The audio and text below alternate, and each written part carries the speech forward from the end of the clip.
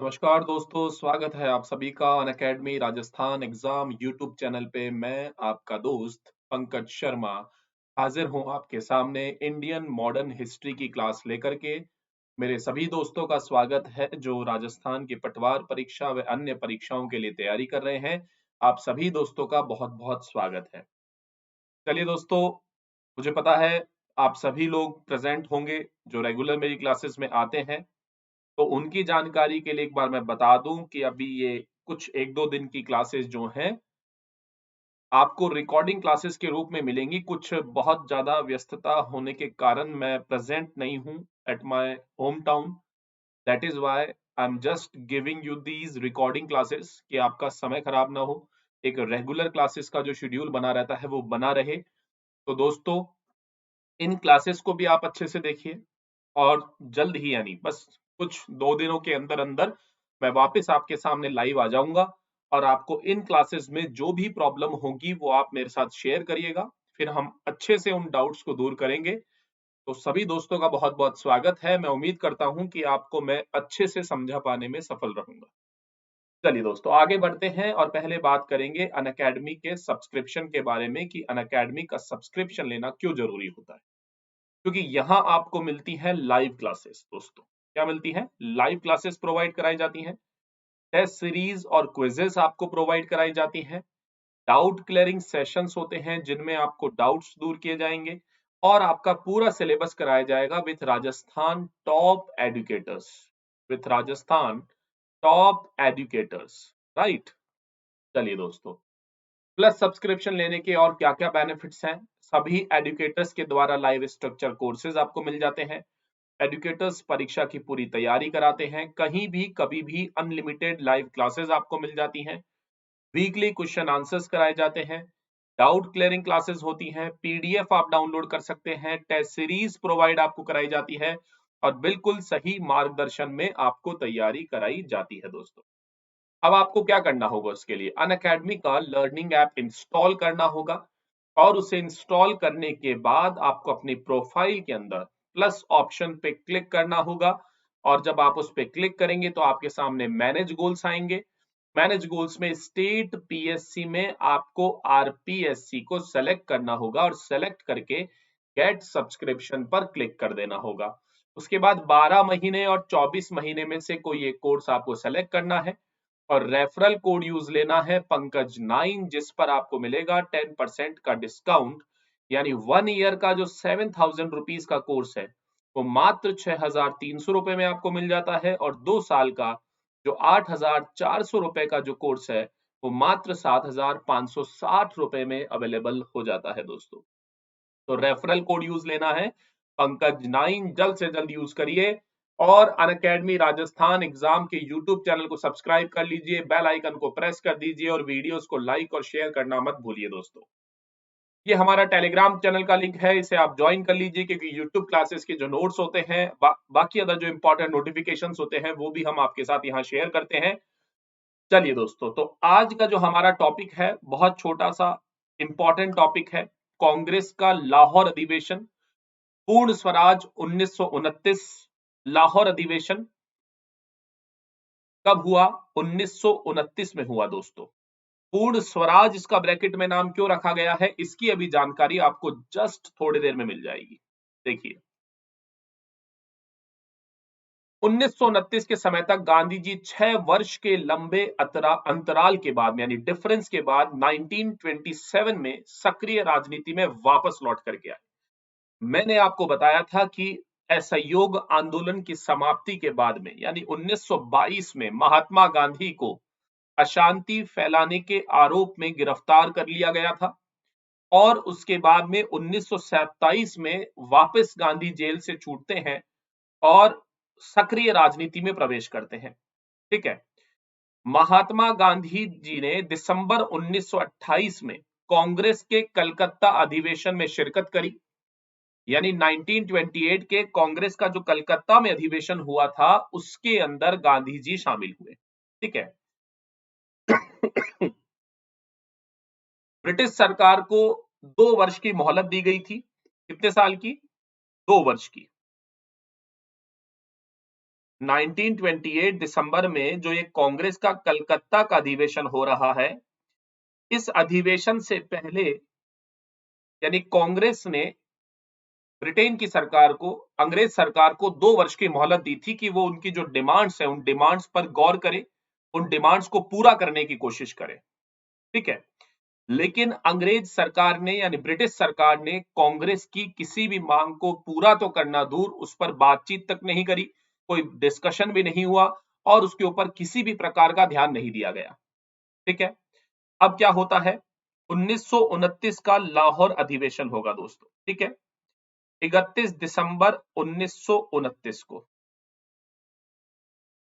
31 दिसंबर 1929 को जो ये लाहौर अधिवेशन होगा, इसके अध्यक्ष जो हैं वो पंडित जवाहरलाल नेहरू हैं दोस्तों।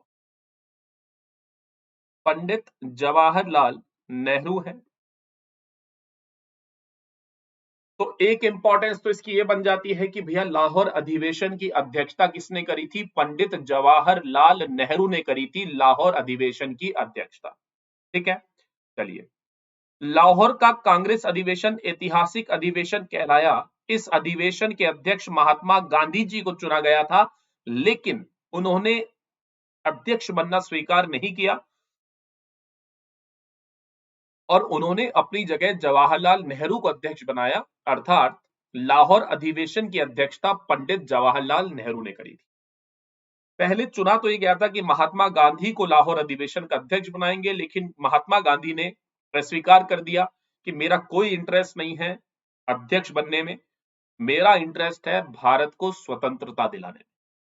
तो अध्यक्ष का पद मुझे नहीं संभालना है, जिम्मेदारी किसी और को दीजिए, मुझे एक्टिवली पार्टिसिपेट करने दीजिए, पूरा फोकस जो है वो स्वतंत्रता प्राप्ति में करने दीजिए। तो finally Pandit Jawaharlal Nehru became the president of Lahore session in 1929 which happened on 31st of December। Right दोस्तों, तो यहां तक क्या समझ में आया कि कांग्रेस के लाहौर अधिवेशन जो 1929 में हुआ है उसके अध्यक्ष कौन है? पंडित जवाहरलाल नेहरू है दोस्तों। अब देखिए लाहौर अधिवेशन की इंपॉर्टेंस क्या है। इस अधिवेशन में नेहरू समिति की रिपोर्ट को बिल्कुल निरस्त घोषित कर दिया गया था। यानी नेहरू रिपोर्ट जो हमने पढ़ी, पंडित मोतीलाल नेहरू की अध्यक्षता में जो रिपोर्ट तैयार की गई थी, उस रिपोर्ट पर अंग्रेज सरकार ने कोई रिएक्शन नहीं दिया, उस पर कोई कार्रवाई नहीं की गई, उस पर कोई डिस्कशन नहीं की गई, उस पर कोई बहसबाजी नहीं की गई।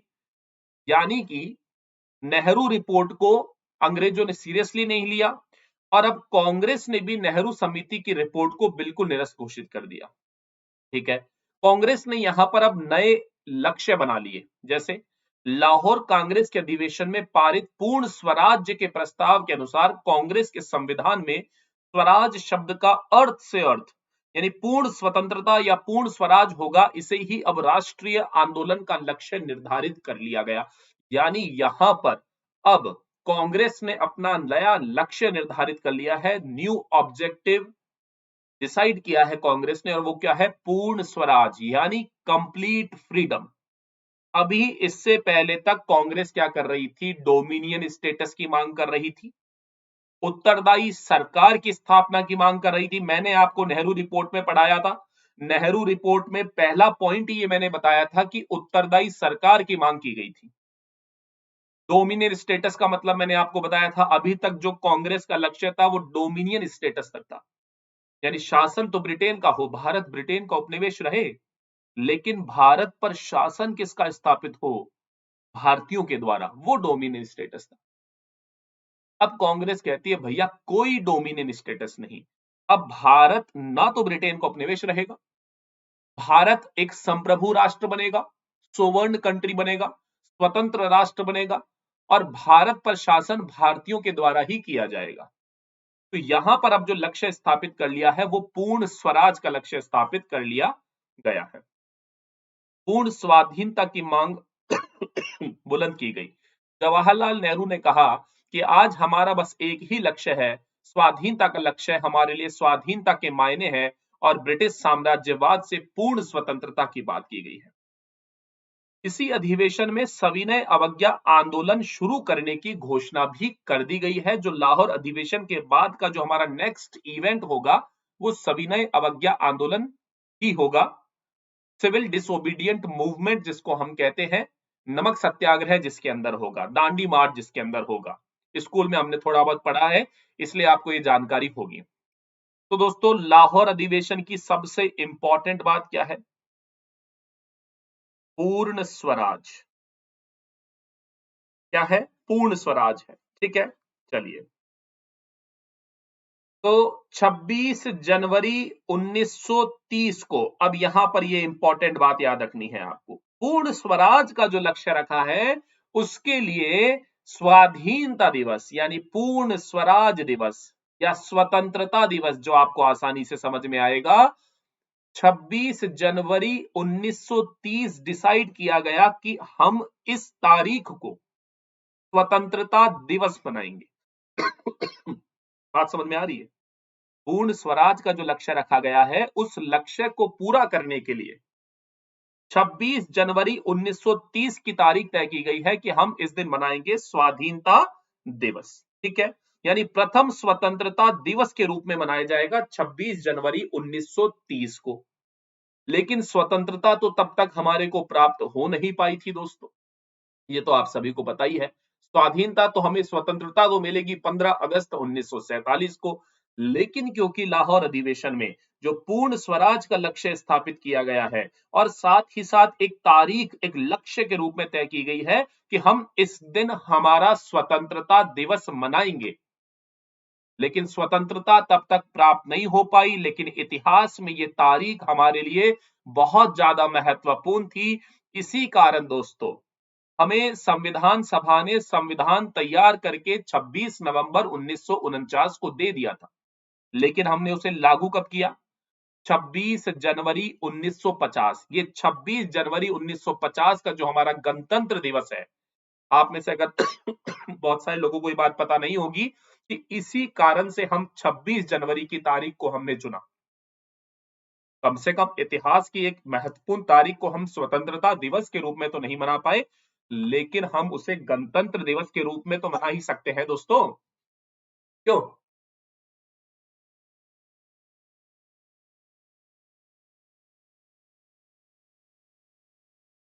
बात क्लियर है क्या? तो दोस्तों, यहां पर आपको ये समझना है, लाहौर अधिवेशन, क्या क्या बातें याद रखनी है परीक्षा के दृष्टिकोण से।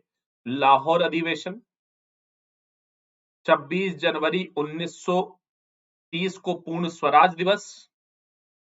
लाहौर अधिवेशन हुआ 1929 को, पूर्ण स्वराज का लक्ष्य रखा गया लाहौर अधिवेशन में, और पूर्ण स्वराज के लक्ष्य के साथ ही 26 जनवरी 1930 को रखा गया है, पूर्ण स्वराज दिवस की तिथि तय की गई है कि हम स्वतंत्रता दिवस मनाएंगे। बात क्लियर है क्या? चलिए आगे बढ़िए।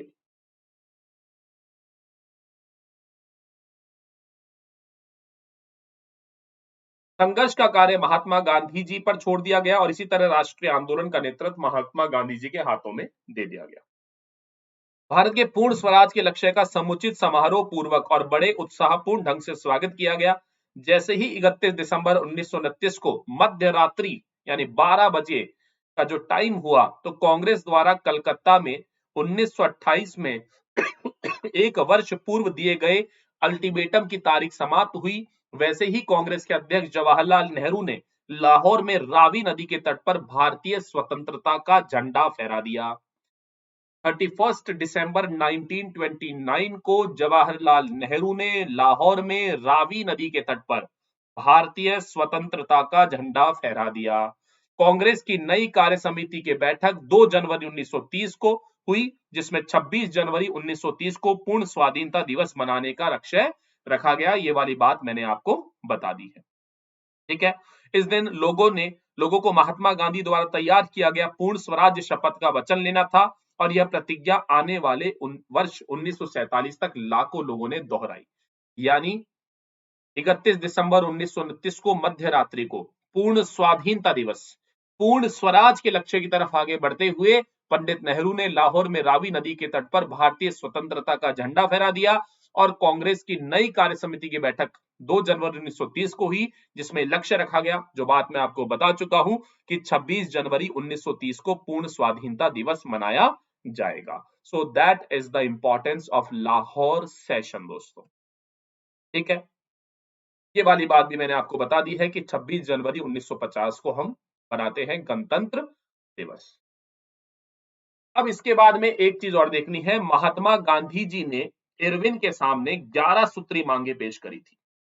महात्मा गांधी जी ने उस समय का जो वायसराय था इरविन, लॉर्ड इरविन, उसके सामने 11 मांगे पेश करी। 11 मांगे क्या क्या थी? पूर्ण रूपेण मदिरा निषेध, यानी शराब बंदी कर दी जाए, पूरी तरह से भारत में शराब का विक्रय रोक दिया जाए। विनिमय की दर घटाकर 1 शिलिंग 4 पेंस कर दी जाए।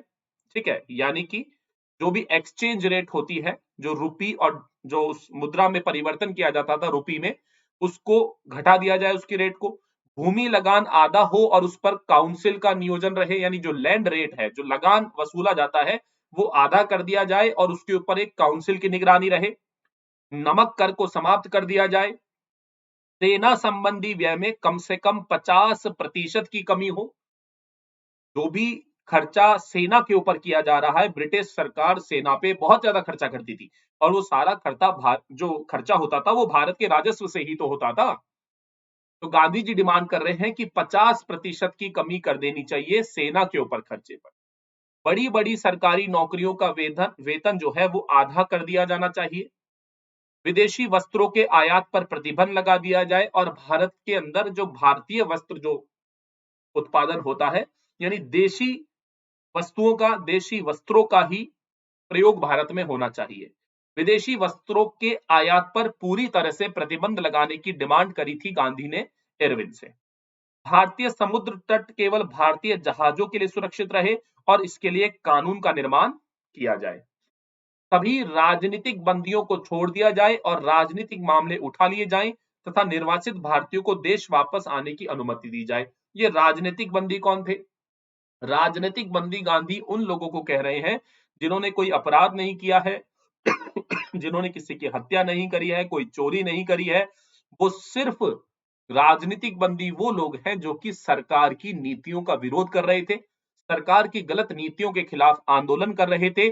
उन्हें राजनीतिक बंदी की संज्ञा दी है महात्मा गांधी ने। तो ऐसे लोग जो सिर्फ सरकार की नीतियों का विरोध करने के कारण जेल में बंद थे, उन्हें छोड़ दिया जाना चाहिए। गुप्तचर पुलिस हटा दिया जाए अथवा उस पर जनता का नियंत्रण रहे। जो भी इंटेलिजेंस पुलिस की जो होती थी उसे हटा दिया जाना चाहिए और जनता का उस पर नियंत्रण रहना चाहिए। आत्मरक्षा के लिए हथियार की अनुमति दी जाए, यानी भारतीयों को उनकी रक्षा करने के लिए हथियार रखने की अनुमति होनी चाहिए। गांधी की इन 11 सूत्री मांगों पर लॉर्ड इरविन ने कोई ध्यान नहीं दिया, जिससे उनके मन को काफी निराशा हुई और उन्होंने दांडी यात्रा के साथ सविनय अवज्ञा आंदोलन प्रारंभ किया, क्योंकि अब सरकार के साथ समझौते की कोई भी गुंजाइश नहीं बची थी। अब ये दांडी यात्रा और सविनय अवज्ञा आंदोलन कैसे शुरू होगा, क्या होगा, वो कहानी करेंगे अपन अगली क्लास में। अभी आज की क्लास की जो प्रमुख बातें थी वो क्या थी? एक तो लाहौर अधिवेशन 1929, पूर्ण स्वराज का लक्ष्य, पंडित जवाहरलाल नेहरू अध्यक्ष, 26 जनवरी 1930 पूर्ण स्वराज दिवस, सविनय अवज्ञा आंदोलन शुरू करने की घोषणा। ठीक है, और इसके साथ ही गांधी की 11 मांगे जो उन्होंने उस समय के वायसराय इरविन से करी, लेकिन इरविन ने उनकी ओर कुछ ध्यान नहीं दिया और उसके परिणाम स्वरूप गांधी अब एक नया और एक बहुत बड़ा आंदोलन खड़ा करेंगे, जो होगा सविनय अवज्ञा आंदोलन, जिसे हम अगली क्लास में करेंगे। तो ठीक है दोस्तों, अब ये जो क्लास आपने पढ़ी होगी, मेरे जो भी दोस्त इस क्लास को देख रहे हैं, बेशक मैं आपके सामने अभी लाइव नहीं हूं, लेकिन जस्ट 2 दिन के अंदर अंदर मैं वापस लाइव आऊंगा। तब आपको अपने सारे डाउट्स को लिख करके रखना है और मैं जैसे ही लाइव आऊंगा 2 दिन बाद में, इस क्लासेस के होने के 2 दिन बाद में, तो मैं आप तो आप मेरे से अपने सारे डाउट्स को पूछ लीजिएगा दोस्तों। ठीक है दोस्तों, ध्यान रखिए, अच्छे से पढ़िए। 2-3 दिन जब तक लाइव क्लास नहीं हो रही है, इसका मतलब ये नहीं है कि आपको पढ़ना नहीं है, क्लासेस नहीं देखनी है। बिल्कुल ईमानदारी से क्लासेस देखनी है। बिल्कुल ईमानदारी के साथ अपनी पढ़ाई करनी है, बिल्कुल भी ढीला नहीं छोड़ना है। परीक्षा बहुत पास में है, पटवार की जनवरी में। गुड लक दोस्तों, ऑल द बेस्ट। जय हिंद, जय भारत।